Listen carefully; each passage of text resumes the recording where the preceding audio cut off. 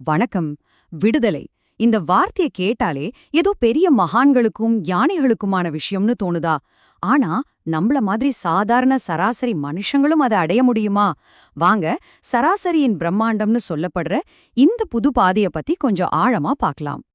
இந்த வார்த்தைகளை கேட்கும்போதே நமக்குள்ள ஒரு அதிர்ச்சி வருது இல்லையா? இது யாரோ ஒருத்தரோட புலம்பல் இல்ல, ஆன்மீக பாதையில ரொம்ப தீவிரமா இருந்த ஒரு சாதகர் சொன்னது. ஆன்மீகம் அமைதிய தரணும், ஆனா இங்க அது வலியையும் வேதனையையும் தந்திருக்கு. எப்படி? இதுதான் நம்ம முன்னாடி நிக்கிற ரொம்ப ரொம்ப முக்கியமான கேள்வி.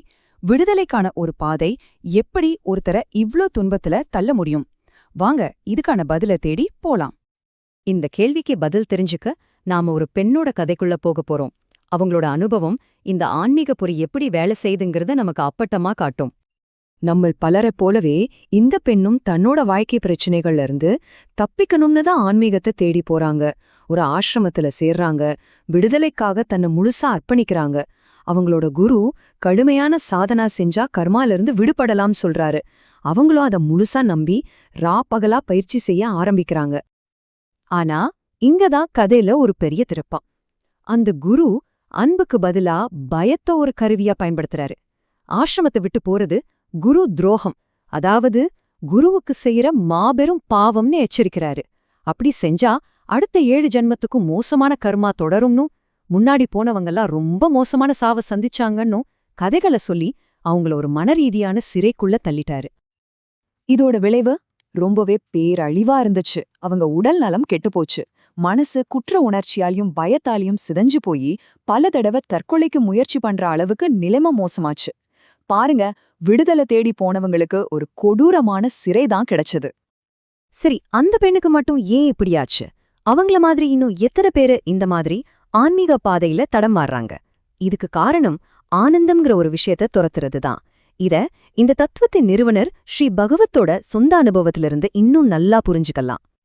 இங்கதான் அந்த பெரிய கட்டுக்கதை உடைய போகுது. அதாவது ஞானம் அல்லது முக்திங்கிறது ஒரு நிரந்தரமான உச்சகட்ட ஆனந்த நிலைன்னு பல ஆன்மீக குருக்கள் தப்பா சொல்லி கொடுத்துட்டாங்க.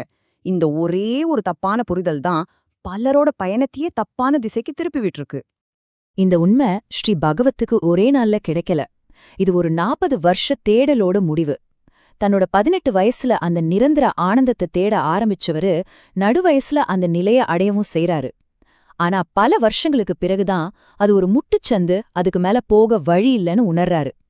கடைசியா 58 வயசுல அந்த ஆனந்தத்தை துரத்துறத விட்ட பிறகுதான் அவருக்கு உண்மையான ஞானம்னா என்னன்னு புரியுது. இதுதான் அந்த ஆட்டத்தையே மாத்துன திருப்புமுனை. அவர் எதை தன்னோட வாழ்நாள் லட்சியமா நினைச்சு தேடினாரோ அந்த உயர்ந்த நிலை அவரோட உடல் நலத்தையே கொஞ்சம் கொஞ்சமா அழிக்க ஆரம்பிச்சது. அப்போ யோசிச்சு பாருங்க, ஒரு விஷயம் நம்மளே அழிக்குதுன்னா அது எப்படி விடுதலையா இருக்க முடியும்? அப்பதான் அவர் புரிஞ்சுக்கிட்டாரு, இது உண்மையான பாதை இல்லைன்னு. அப்போ ஆனந்தத்தை துரத்துறது ஞானம் இல்லன்னா உண்மையான ஞானம்னா என்ன? ஸ்ரீ பகவத்தோட இந்த உணர்தல்ல இருந்து பிறந்த ஒரு புதுவிதமான பார்வை. இத சராசரி மனிதனுக்கான ஞானம். இங்கதான் உண்மையான ஞானத்துக்கான வரையறை வருது. இது ஏதோ பரவசமான மன அனுபவங்களை தேடுறதில்ல. சிம்பிளா சொல்லணும்னா, நல்லது கெட்டதுன்னு மனசுல வர்ற எல்லா அனுபவங்களையும் ஓரம் கட்டிட்டு வாழ்க்கை பிரச்சனைகளை நேருக்கு நேரா சந்திக்கிற ஒரு திறமைதான் உண்மையான ஞானம். இந்த 2 பாதைக்குள்ள வித்தியாசத்தை பாருங்களேன். ஒரு பக்கம் எப்படியாவது ஒரு நிரந்தர பரவச நிலையை அடையணுங்கிற இலக்கு, இன்னொரு பக்கம் பிரச்சனைகளை நேரா சந்திக்கணுங்கிற இலக்கு. இது ஏதோ ஒரு மாயமான அனுபவத்தை தேடுறதிலிருந்து வாழ்க்கைய சமாளிக்கிற ஒரு பிராக்டிக்கலான திறமைக்கு மாறுறத தெளிவா காட்டுது.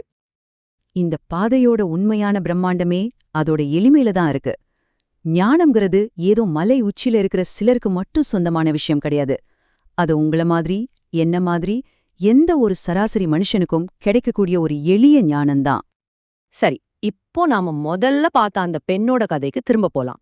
இந்த புது புரிதல் அவங்க வாழ்க்கையை எப்படி மாத்துச்சுன்னு பாப்போம். இதுதான் இந்த தத்துவத்தோட உண்மையான பவர். இந்த ஒரு வரிதான் விடுதலையோட திறவுகோல். நம்ம மனசுல வர்ற ஒவ்வொரு அனுபவத்தையும் புடிச்சு தொங்கிக்கிட்டு இருக்கிறத நிறுத்திட்டோம்னா நம்ம மனசு தானாவே சுதந்திரமா வேலை செய்ய ஆரம்பிக்கும். இது ஒரு ஆத்துல இருக்கிற தடைகளை எடுத்தா தண்ணி இயல்பா ஓடுற மாதிரி தான். இதுதான் அந்த பெண் விடுதலை அடைஞ்ச தருணம். அவங்கள இத்தனை நாள் சித்திரவதை செஞ்ச அந்த குரு துரோகம்ங்கிற குற்ற உணர்வு சும்மா வந்துட்டு போற ஒரு சாதாரண எண்ணம் தான் அவங்க உணர்ந்தாங்க. அந்த எண்ணத்துக்கு அவங்க சக்தி கொடுக்கறத நிறுத்தினதும் அது தன்னோட பிடியை இழந்துடுச்சு. அந்த ஒரு புரிதல் அவங்க வாழ்க்கையில ஒரு உடனடி மாற்றத்தை கொண்டு வந்துச்சு. அந்த பெரிய குற்ற உணர்ச்சி சுமை உடனே இறங்கிடுச்சு. அவங்களால திரும்பவும் தன்னோட குடும்பத்தோட நிம்மதியா சாப்பிட, தூங்கு, வாழ முடிஞ்சுது.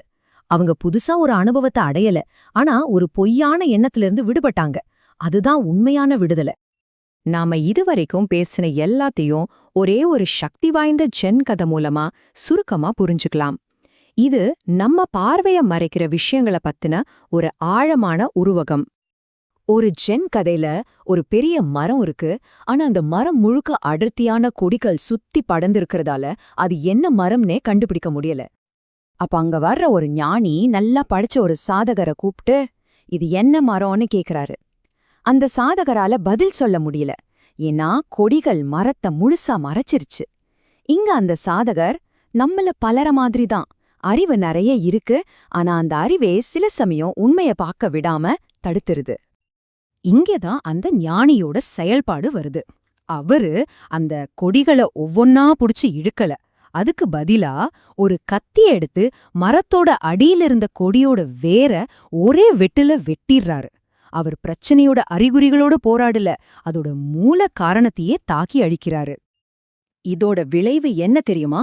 வேர்ல இருந்து துண்டிக்கப்பட்ட கொடிகள் தானாவே வாடி காஞ்சு உதிர்ந்துடும். கொஞ்ச நாள்ல மரம் அதோட உண்மையான ரூபத்துல வெளியில தெரியும்.